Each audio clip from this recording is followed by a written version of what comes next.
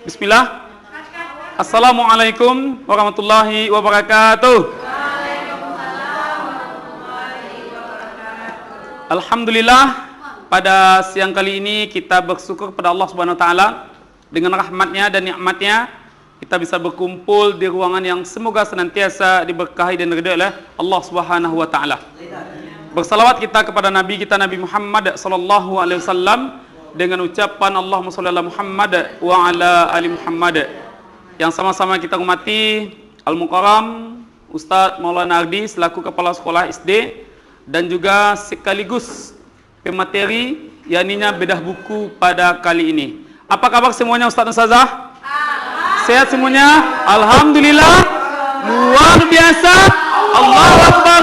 Yes. Masya Allah. Memang semangat taruna kali ya. Masya Allah.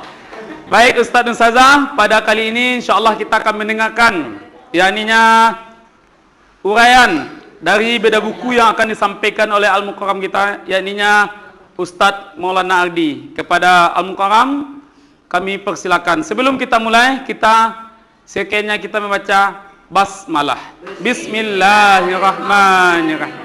Kepada Al-Mukarram kami persilakan waktu dan tempatnya. Sudah saya biar masuk suara itu.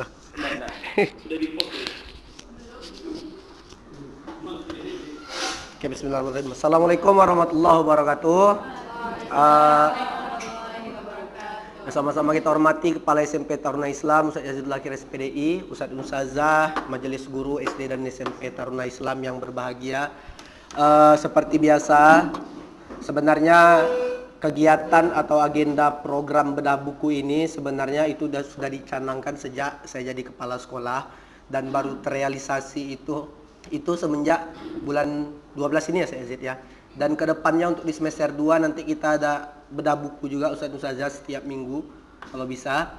Jadi kepada Ustaz Ustazah mulai dari sekarang bacalah satu buku yang mana besok itu untuk menjadi buku yang Ustazah bedah atau yang Ustazah tampilkan pelajaran apa atau insight apa yang Ustazah dapat dari buku tersebut. Mau tidak mau Ustazah program ini tujuannya untuk mengembangkan literasi para guru juga. Jadi nanti setelah saya ini Ustaz Yazid besok yang akan membedah buku juga Ustaz Yazid ya. Nah kita langsung aja Ustazah. Ini buku yang saya angkat ini buku ringan sebenarnya. Buku yang gak terlalu susah. Ini karangan dari George Samuel Clason. Judulnya ini The Richest Man in Babylon. Ini dia bukunya Ustazah. Jadi buku The Richest Man in Babylon ini adalah buku fundamental finansial atau ilmu dasar tentang keuangan. Bagaimana cara kita mengatur keuangan. Memang ilmu ini dasar Ustaz dan Ustazah, tapi dalam buku ini mengajarkan kita bahwasannya hal-hal yang dasar itu harus kita perhatikan. Karena selama ini kita lupa bagian dasar Ustazah. Kita itu fokus kepada hal-hal yang teknikal. Bahkan yang ribet-ribet itu yang kita pikirkan. Sebenarnya kalau menyusun yang di atas itu dasarnya harus kita perbaiki dulu. Dan itu finansial juga seperti itu saja. Kita sebenarnya selama ini tahu teori kalau mau kaya itu seperti ini, seperti ini. Kalau mau mengelola uang itu seperti ini. Tapi finansial itu fundamentalnya kita selalu lupa. Nah jadi buku The Richest Man in Babylon ini atau bahasa Indonesianya orang-orang kaya di Babilonia. Jadi dulu ada suatu kota. Zaman dulu saja beberapa milenium abad yang lalu itu ada kota yang pernah kaya.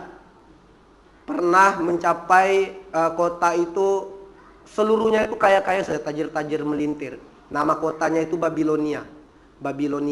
Yang mana peradabannya pada saat itu sudah sangat maju, ya sudah sangat maju. Walaupun teknologi tidak seperti sekarang, tapi peradabannya maju. Bahkan benteng kerajaan mereka itu, benteng untuk memasuki kota itu aja tingginya sampai ratusan meter ke atas saja. Bayangin tuh bagaimana orang membangunnya. Dan itu yang membangun itu pakai tenaga SDM, sumber daya manusia. Belum teknologi mainnya dulu saja. Jadi masih manusia, pekerja. Jadi orang-orang dulu yang dijual sebagai budak atau orang-orang yang banyak kasus itu yang dipekerjakan. Nah ini kita bedah sedikit saja. The Richest Man in Babylon, orang-orang kaya di kota Babilonia. In old Babylon, there once lived a certain very rich man named Arkad. Di Babilonia terdahulu, Babilonia kuno, pernah hidup seorang yang sangat raya, namanya Arkad. Nah, jadi Arkad ini yang menceritakan pengalamannya kepada orang-orang. Bagaimana caranya untuk mencapai kesuksesan secara finansial. Far and wide, di mana-mana atau jauh dan luas kalau kita bahasakan, di mana-mana he was famed for his great wealth. Di mana-mana dia terkenal karena kekayaannya. Also was be famed for his liberality. Juga dia terkenal karena kedermawanannya. He was generous in his charities. Dia juga terkenal atau murah hati dalam menderma, menyumbangkan harta, berbagi. He was generous with his family. Dia juga bermurah hati kepada keluarganya, dermawan kepada keluarga. He was liberal in his own expense. Dia juga bermurah hati atau dia juga suka berbelanja untuk dirinya sendiri. But never else, each year his wealth increased more rapidly than he spent it. Tetapi meskipun dia sudah membelanjakan itu, uang yang dia dapat itu lebih banyak daripada uang yang dia keluarkan. Nah, itu maksudnya. Jadi kita bedah bagaimana caranya dia bisa mengeluarkan uang banyak, tapi yang dihasilkannya itu lebih banyak lagi saja. Kita lanjut. Nah, ini yang saya rangkum saja. Saya baca bukunya, dapat 5 pelajaran penting dari buku The Richest Man in Babylon. Ada 5 hal yang saya dapati dari buku ini, pelajaran yang saya ambil. Yang pertama, tabung di awal. Ini ilmu yang pertama yang diajarinnya. Tabung di awal. Jadi caranya ketika ini mungkin untuk kita yang generasi merintis atau generasi sandwich. Kita ini kan bukan terlahir yang orang tua kita kaya, Ustazah. Yang lahir ayah kita langsung tajir melintir. Mungkin kebanyakan rata-rata Ustazah seperti itu. Termasuk saya, Ustazah. Jadi bagaimana caranya ini diajarkan, Ustazah. Bahkan Arkad itu dulunya dia juga seorang tukang, yang mana dia itu cuma seorang penulis itu, pengukir itu. Nah, caranya dia seperti ini. Caranya menabung di awal saja, minimal 10% ditabung. Maksudnya seperti ini, ketika kita punya penghasilan, gaji contohnya, kita dapat gaji nih. Ini ilmu finansial diajarin juga ya saja dalam prinsip ekonomi. Ketika kita mendapat uang, contohnya gaji guru deh, di Pekanbaru. Misalnya gaji guru itu kita coba 2 juta. Ya saja. 2 juta. Nah, 2 juta yang kita dapat sebulan ini.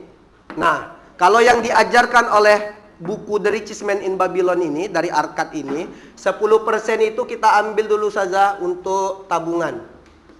Atau untuk menggaji diri kita dulu saja. Jadi ketika dapat 2 juta, ambil 10%-nya dulu. 2 juta dari 10% berapa saja? 200 ribu. 200 ribu. Nah, kemudian setelah itu 10% lagi itu digunakan untuk sedekah. Untuk sedekah saja. Dan bahkan orang-orang kuno dulu yang tidak tahu tentang ajaran agama Islam, bahwasannya sedekah itu menambah harta, sedekah itu prinsipnya dipakai oleh orang barat, Ustazah. Kita orang Islam ini yang kurang peka terhadap sedekah ini. Jadi Ustazah jangan heran kalau nengok orang-orang yang kaya itu mereka bisa makin kaya karena mereka sedekahnya buat kencang saja. Mereka bahkan membangun panti asuhan, ya kan? Mendermakan harta mereka. Itu enggak tanggung-tanggung saja, miliaran, ratusan miliaran bahkan mereka. Karena mereka beranggapan bahwa sedekah ini mendatangkan lebih. Itu saja. Jadi simpan, kemudian sedekah, ya. Ini 200 ribu juga berarti saja. Ya kan, 200 ribu. Kemudian setelah itu, kalau saya pribadi, saya tambah 10% untuk dana darurat. 10% ini dana darurat yang tidak kita bisa prediksi. Ya kan? Contohnya kita sakit, Ustazah. Atau motor kita tiba-tiba rusak. Ya kan? Itu dana darurat tuh diambil Ustazah. Ini dari dana darurat. Ban bocor, harus ganti ban. Nah, itu harus ini saja, 200 ribu. Berarti berapa terpakai Ustazah? 600. Nah, ini yang membuat uang itu bekerja atau menambah keuangan. 10% itu untuk investasi. Nah, investasi. Saja tahu investasi kan? Investasi ini saja kalau saya bahasakan secara gampang, investasi itu adalah uang yang ketika kita letak, uang itu makin bertambah. Itu investasi. Kalau bahasa gampangnya saja ya. Kita pakai uang itu, uang kita bertambah, itu investasi. Nah, 10% untuk investasi saja. 200 ribu. 200 ribu saja. Nah, selebihnya berarti berapa persen itu saja? 10%, 10%, 10%, 10%, 40%. Ya kan? 60%-nya ini untuk hidup. Untuk hidup. Nah, inilah yang 60% sisanya. 200, 200, 200, 200, 800 nih saja. Jadi masih ada 1.200.000.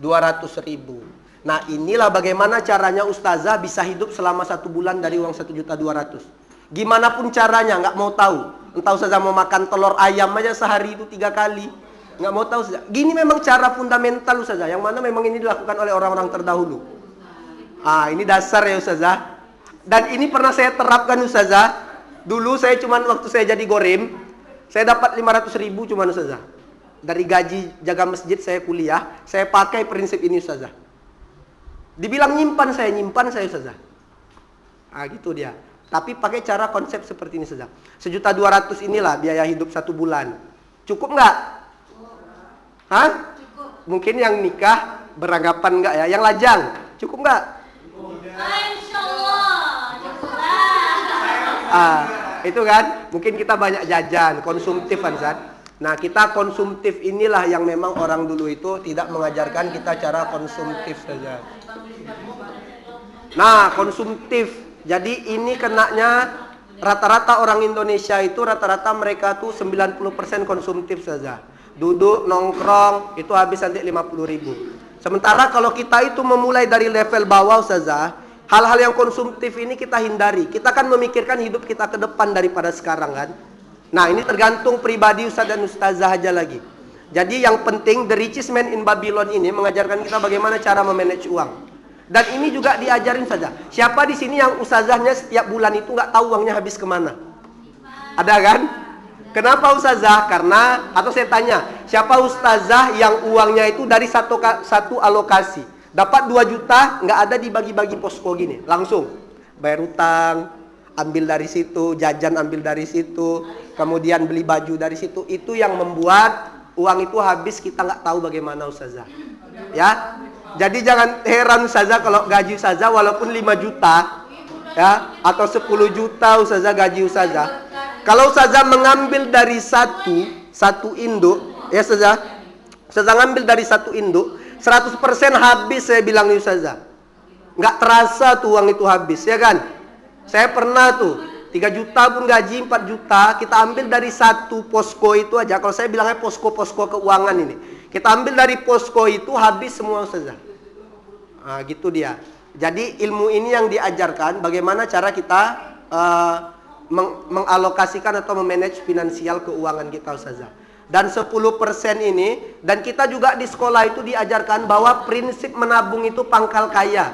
Katanya kan. Salah 100% ustazah. Tidak ada orang yang kaya karena menabung. Orang kaya itu karena investasi. Ya saja, bagaimana cara membuat uang itu bekerja? Duduk aja saya angkat kaki sekarang nih ya, uang terus datang ke saya. Itu yang membuat orang kaya makin kaya ustazah. Jadi jangan heran kalau orang kaya makin kaya, karena mereka tahu bagaimana cara meletak uangnya. Ini bahasanya harus ingat saja. Mereka tahu bagaimana cara meletak uangnya. Ya kan, meletak uangnya. Jadi ketika mereka dapat uang, nggak langsung dibelikan baju baru, mobil baru, ya kan?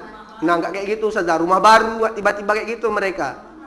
Investasi dikejar mereka dulu. Nah, seperti itu. Ya. Investasi itu nanti banyak lagi, nanti kita lihat lagi saja. Oke saja, ini prinsip awal saja, tabung di awal.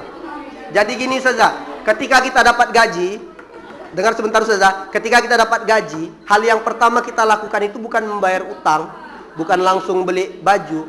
Kita gaji diri kita sendiri dulu. Itu yang dikatakan menabung itu saja. Sisihkan untuk gaji diri kita dulu. Layak kita gaji berapa diri kita untuk bulan itu.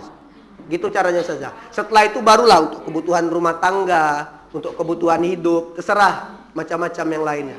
Ya saja, ini caranya. Kemudian kita lanjut kedua. Bisa saja. Ini ya? Oh ini. Kedua saja. Buat uang bekerja, atau yang kedua itu investasi. Nah ini yang saya bahas tadi saja. Nah, investasi ustazah. Ustazah yang ada yang di sini jurusan ekonomi. Ada kan? Di prinsip ekonomi itu kita belajar yang namanya aset dan liabilitas saja, ya kan? Ada aset, ada liabilitas. Terbagi dua saja. Liabilitas. Saja tahu aset itu apa saja? Liabilitas itu apa? Tahu aset itu apa? Ya, simpanan apa itu saja. Aset ini yang kalau kita, ya, aset ini kalau saya bahasakan gampang, aset ini yang kalau kita beli itu nilainya bertambah terus-menerus seiring waktu. Itu aset. Ya. Itu aset ya saja. Kalau liabilitas ini kewajiban. Yang mana kalau kita beli nilainya berkurang saja. Apa contohnya? Mobil, motor. Jadi saja jangan mikir kalau kita beli mobil itu investasi saja. Karena ada pajak yang harus kita bayar setiap tahun, ya kan? Ada biaya maintenance, perawatan, minyak lagi, ya kan? Jadi itu liabilitas saja. Nah, ini kita harus tahu saja, kita harus peka terhadap hal ini. Yang mana yang kita anggap aset, yang mana kita anggap liabilitas. Kita mau menghindarkan liabilitas ini saja. Kita mau memperbesar aset. Nah, inilah yang dilakukan oleh orang-orang yang 5% tadi. Ya saja. Jadi di dunia ini, kita kan manusianya ada 7 miliar manusia. 7 miliar umat manusia. Di antara 7 miliar itu ada 5% orang yang uangnya itu setara dengan 95% orang di dunia.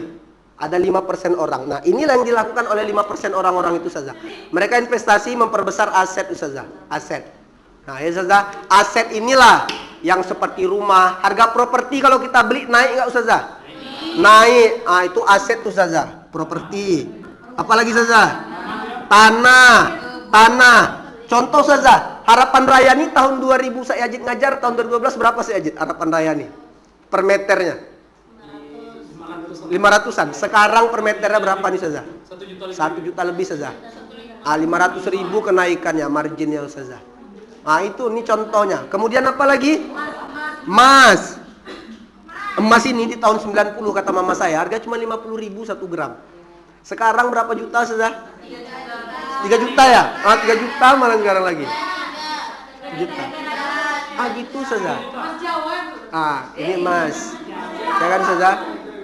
Nah, ini yang kita peka-peka ini saja. Kita harus peka terhadap yang mana aset, yang mana liabilitas. Nah, ini yang diajarkan oleh kebun itu juga itu. Untuk bisnis. Bisnis itu juga investasi ya saja. Bisnis. Jadi banyak saja. Ini yang kedua. Buat uang bekerja. Nah, inilah saja kenapa orang-orang itu walaupun mereka kerjanya sedikit, tapi uangnya tetap datang banyak saja. Mereka kerjanya nggak banyak doh. Mungkin mereka kerja sehari itu cuma 2 jam atau 1 jam. Setelah itu mereka nikmatin hidup sama keluarga, family time, jalan-jalan. Tapi nih uang bekerja, uang itu yang terus mendatangi mereka. Itu perbesar aset namanya saja. Yang kedua. Kemudian yang ketiga, hindari berhutang. Ini dia saja. Iya, hindari berhutang saja. Ini yang ketiga saja ya. Apalagi hutangnya itu hutang konsumtif. Ada orang pengen bergaya, tujuannya cuma untuk gaya hidup, beli iPhone, kredit lagi. Ya kan? Ada orang pengen bergaya, beli mobil, kredit. Tujuannya bergaya Ustazah, bukan tujuan investasi. Tapi ada juga pebisnis Ustazah, mereka beli mobil direntalkannya. Dibukanya usaha setir mobil, itu investasi Ustazah. Jadi beda tujuan Ustazah. Kalau tujuannya konsumtif, ya itulah tadi untuk gaya hidup, pamer ke orang-orang. Gua sukses nih katanya, gua banyak duit nih, beli mobil, tapi kredit ketika diusut, ya kan Ustazah? Nah, ini banyak nih Ustazah.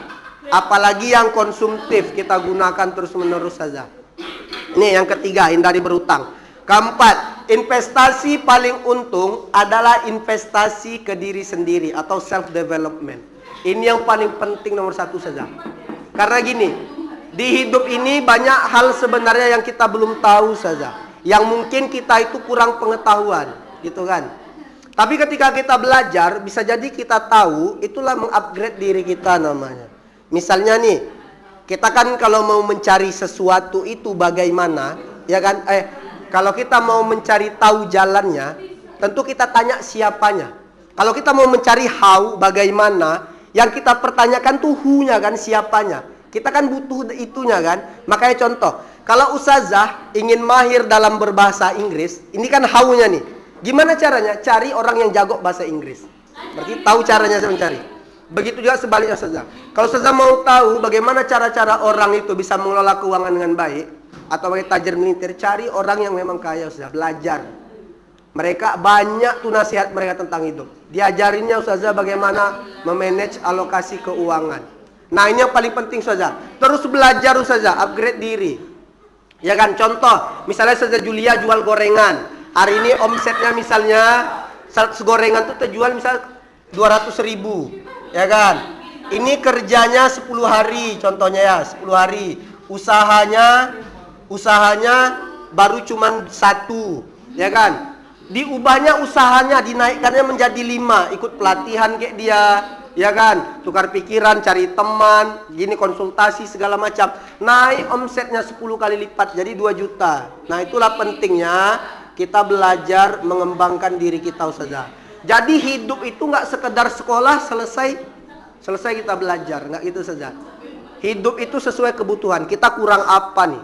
Kalau kita sekarang kurangnya di uang, cari gimana caranya kita mengatur keuangan, atau gimana caranya kita bisa ini. Kalau hidup ini kira-kira kita kurangnya ini, cari pula bagaimana jalannya. Ustazah misalnya mental ustazah terganggu ini, cari gimana caranya. Ke psikiater kayak ustazah, ke psikolog kayak untuk menenangkan, ke kajian gitu caranya ustazah. Ya ustazah banyak, jadi gitu. Yang keempat yang paling penting ustazah, kebanyakan orang tidak mau menghabiskan waktunya yang di keempat ini. Mereka itu sekedar cuma mau instan aja, ya kan? Mereka beranggapan bahwa belajar ini nggak penting. Lama banget belajar. Tunjukin aja lah gimana caranya. Makanya kebanyakan anak yang nerima warisan tapi nggak ada ilmu, sebentar harta bapaknya habis saja, ya kan? Sebentar, cuman setahun paling lama. Karena anak itu tidak ada dasar memanage finansial itu. Tapi ada orang yang mentalnya kaya, susah pun dia, ditendang pun dia ustazah. Mentalnya kaya, jadi itu orang. Jadi itu perbedaannya. Semua itu bedanya di ini saja, mindset namanya. Jadi ada orang yang mindsetnya itu miskin, ketika dapat jackpot, misalnya dapat undian, dapat apa, miliaran nih, habisnya cuma 3 tahun, besok-besok diisukan bangkrut lagi, ya kan? Tapi ada orang yang memang merintis itu lama, belajar ke sana sini, membuat dirinya itu bertumbuh, sehingga akarnya itu kuat, baru dia jadi saja. Nah, ini yang paling banyak dilupakan orang. Atau ini kata pepatah itu, bersakit-sakit dahulu, berakit-rakit ke hulu, berenang-renang kemudian. Bersakit-sakit kita dahulu, baru bersenang kemudian. Ini yang keempat saja. Nah, ini yang terakhir saja, jaga kekayaan melalui diversifikasi aset dan asuransi. Nah, ini yang dilakukan oleh 5% orang yang saya sebutkan tadi. Jadi harta itu nggak kita cuma punya bisnis saja. Karena kalau suatu saat bisnis kita bangkrut tuh uang. Jadi gimana caranya kita mendiversifikasi, atau kita kelompokkan harta kita tuh di berbagai macam tempat. Di emas, di saham, atau properti, bisnis, dan macam sebagai obligasi, reksadana, masih banyak ya ustazah. Nah, banyak ustazah, itulah diversifikasi itu penting. Jadi ketika bisnis runtuh, masih ada pemasukan dari properti. Ketika properti 2 ini runtuh, masih ada 2 lagi yang membackup. Nah, inilah yang dilakukan kebanyakan orang. Kalau kata Bob Sadino, pengusaha kaya di Indonesia, udah meninggal dia, itu jangan meletakkan 1 telur di keranjang yang sama ustazah. Jangan letak 1 telur itu di keranjang yang sama. Karena kalau ustazah bawa, amit-amit terlepas, pecah semua yang banyak itu. Jadi pisah-pisah kan, gitu caranya. Itu makanya yang saya bilang tadi, kalau kita ngambil dari 1 pemasukan, cair gaji 3 juta, masuk rekeningnya cuma 1 lagi. 3 juta itu yang terus tuh. Anak minta jajan, kita kasih dari ini. Nanti suami ngeluh motor rusak, ambil lagi dari sini. Nggak tahu tengok rekening, kok tinggal 100.000 aja ya. Pusing sendiri, ngitung lagi dari awal. Ini tadi minta segini. Itu dia ustazah. Jadi manajemen finansial ini, kalau ustazah mau bebas atau tidak mau diperbudak uang selamanya, inilah prinsipnya. Prinsip atau fundamental dasar. Ya ustazah, inilah 5 yang saya dapat, atau insight yang saya dapat dari buku The Richest Man in Babylon ini. 5 pelajaran penting. Oke Ustazah, itu saja, sekian, terima kasih dari saya. Udah saya aja ya, saya tutup. Tanya nih. Nggak ada, saya aja ya. Ada yang nanya Ustazah? Nggak, kita tutup ya. Apa tuh Ustazah? Menurut saya kan kalau kita dari ke berapa persen? 5% ini 5% orang yang saya sebutkan tadi. saya udah alami sendiri, saya lebih utamakan sedekah kan. Ya betul, betul. Jadi di rumah itu kita mensediain infak subuh kan. Oh gitu ya, Masya Allah. Bukan gitu, maksudnya gini, kita kan pengalaman pribadi ya. Tapi Ustazah, ya betul. Kalau baru sediainlah satu celengan itu infak subuh kan. Kemarin turunnya orang ada ya, infak subuh habis itu nggak ada lagi saya nampak. Tapi saya udah sediain infak itu khusus untuk kemana? Kalau kita mau taruh itu ke anak yatim, misalkan setiap hari. Biarlah 1000 tapi rutin setiap hari. Nanti akan mengalir ke kita. Saya udah pernah coba. Kalau kita sedekahnya 1000, dia datanglah berapa kali lipat. Tapi kalau kita celengkan atau masukkan celengan itu 200.000 atau 50.000 akan datang lebih banyak deh. Ya betul. Misalkan infak subuh. Iya. Habis itu infak kepada orang tua. Betul. Saudara kita yang lebih dekat dan sisa. Karena di duit kita itu akan berkah kalau kita selalu coba mengeluarkan Iya. atau keluarga kita. Oke. Itu memang ada betul Ustazah. Saya tidak menyalahi itu karena kalau saya salahkan nanti melanggar kaidah Islam pula. Sebenarnya gini saja. Ini saya cari sains. Saya dulu belajar tentang ini nih, saya kaji juga dengan keilmuan dan juga saya kaji dengan keislaman. Ini contoh saja. Misalnya kayak Ustazah Julia tadi nanya, Ustaz, dari yang semua ini saya setujunya di sedekah. Ya kan, perbesar sedekah. Memang betul Ustazah, sedekah ini penting. Ya Ustazah, karena memang sedekah ini apa yang kita beri itu alam semesta. Kalau bahasa sainsnya, kita bukan mengkaji bahasa Islamnya Bu Ustazah. Karena Islam itu hal yang pasti diciptakan Allah, dunia ini berjalan sesuai dengan sunnatullah. Ada hukum gravitasi namanya. Ada hukum tarik menarik, ya kan? Apa yang kita perbuat, apa yang kita dapat, itu hukum sebab akibat. Ustazah nggak bisa loncat dari gedung 30, lantai 30 ke bawah. Ustazah beranggapan kalau Allah menghendaki saya mati, mati. Kalau Allah menghendaki saya hidup, hidup. Nggak gitu, itu bodoh namanya Ustazah. Ya, kalau kita lompat dari lantai 30 ke bawah pasti mati karena itu hukum gravitasi bumi. Kita melanggar hukum gravitasi bumi yang diciptakan oleh Allah namanya. Jadi penting kita beragama itu dan juga berpikir Ustazah. Jadi gitu. Saya setuju dengan Zajulia. Makanya seperti ini tapi sedekah itu secara sains yang saya pelajari, ini yang saya pelajari Ustazah, sedekah itu sebenarnya melatih mental kita ini bagaimana menjadi kaya. Karena dengan kita berbagi itu kita menganggap diri kita berlebih. Ya kan? Betul nggak? Orang yang sedekah itu kan orang yang bisa menganggap dirinya berlebih kan dari orang lain. Jadi sedekah itu selain mendatangkan rezeki, kalau kita kaji secara sainsnya, keilmuan ilmu pengetahuannya, ternyata sedekah itu Ustaz dan Ustazah melatih mental kita tadi yang saya sebutkan, mental kita menjadi mental orang kaya. Jadi gitu Ustazah. Enggak sekedar mental gini kita minta sama orang tua atau mental gratisan. Kemana gratis nyerbu. Jadi gitu Ustazah. Ya kan? Kalau kalian bilangnya gitu tuh mental gratisan. Ya Ustazah, jadi melatih mental kita untuk kaya. Tetapi kalau Ustazah mau memanage uang dengan baik, ini cara terbaik. Sebenarnya banyak caranya Ustazah. Saya banyak buku yang saya baca lagi, beda-beda pula lagi cara mengalokasikan dana. Tapi inilah posko-posko ini penting dalam kehidupan. Kalau dalam ilmu finansial perbankan pun dibahas ini Ustazah.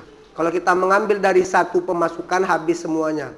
Ya, kalau bahasa kitanya tolol lah Ustazah. Jadi gitu. Jadi mulailah mungkin Ustazah terutama yang masih lajang-lajang ya. Mulai kayak gini Ustazah. Bagi-bagi. Insya Allah tengoklah perubahan hidup Ustazah 1 tahun ke depan saya bilang. Pasti berubah Ustazah. Ya Ustazah, itu untuk jawaban Zajulia ya Zajulia. Karena gini, manusia ini Ustazah, kalau kita mengandalkan, kadang gini Ustazah. Ini mohon maaf saya bilang ya kepada Ustazah mungkin yang enggak sejalan dengan pemikiran saya. Kadang manusia ini Ustazah beranggapan sedekah itu bisa menambah rezeki banyak. Memang sedekah brutal ya Ustazah. Sampai rumah-rumahnya disedekahkan. Ujung-ujungnya nggak ada dapat. Itu keluh kesah. Nanti ujung-ujungnya Allah disalahkan. kan? Nah itu kita khawatirnya Ustazah. Ya, jadi kalau keyakinan dasar kita belum kuat, belief system saya nyebutnya. Kalau belief system itu belum kuat, ya sekedarnya aja Ustazah. Karena kalau Ustazah mentidakkan aja itu mengcancel doa namanya. Contoh nih, sekarang coba kita minta, ya Allah berikanlah aku 1 miliar sekarang. Kalau otak kita jawab, gimana caranya ya? Oh ya gimana datangnya ya? Kita mempertanyakan gimana itu aja kita mengcancel doa namanya Ustazah.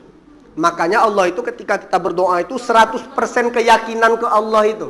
Nah ulama dulu Ustazah mereka itu sudah disampai di level keyakinan mereka tinggi. Kalau kita sekarang saya yakin 100% disuruh Ustazah sedekahkan rumah Ustazah, sekarang saya jamin mikir 2 kali Ustazah. Makanya kalau ada yang pergi ke pengajian Yusuf Mansur, tahu saya Yusuf Mansur kan? Apa mobil ente sedekah sini, kan gitu dia kan? Nah itu bisa digunakan terhadap orang-orang yang keyakinannya kepada Allah itu sudah sampai di level pasrah, makrifat. Kalau kita kaji lagi secara sains ada pula level energi manusia nanti Ustazah, panjang nanti ceritanya lagi. Nah, jadi gitu, mereka itu sampai di tingkat pasrah atau di pengharapan, tingkat mereka di level pengharapan. Para wali, para nabi, energi mereka itu sudah sampai di pengharapan itu Ustazah. Makanya kayak nabi atau wali mikir aja dia udah datang langsung. Ya kan? Niat aja dia udah ada langsung yang datang. Niat baru dia tuh Ustazah. Belum dia melakukan, niat aja dia udah datang langsung orang. Nah, itu bedanya dengan kita yang belief system kita atau keyakinan kita rendah. Caranya bagaimana? Ya dari kecil-kecilan lah dulu kita sedekah. Melatih namanya Ustazah. Ya sudah, membiasakan. Ya kan? Repetition is mother of all changer. Pengulangan itu adalah induk dari pembiasaan, dari perubahan. Oke Ustazah, itu saja. Terima kasih. Oke saya Jid. 2:30 juga nih.